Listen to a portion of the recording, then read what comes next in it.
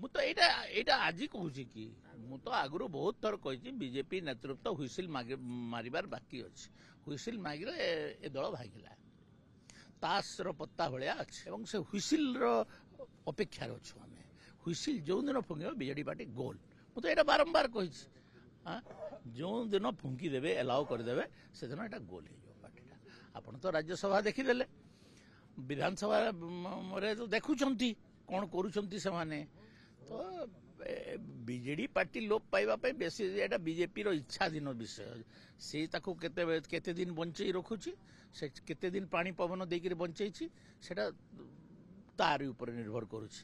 ଯେଉଁଦିନ ବିଜେପିର ନେତୃତ୍ୱ ଚାହିଁବେ ହୁଇସିଲ ଫୁଙ୍କିବେ ସେଦିନ ବିଜେଡି ଗୋଲ ହେଇଯିବ।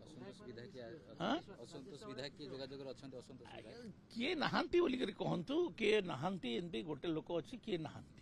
ସମସ୍ତେ ଅଛନ୍ତି, ସମସ୍ତେ ନାହାନ୍ତି। ଏଇଟା ଗୋଟେ ନାଁ ଗୁଡ଼ାକ କ'ଣ ମୁଁ ଆପଣଙ୍କ ସାମ୍ନାରେ କହିଦେବି କି?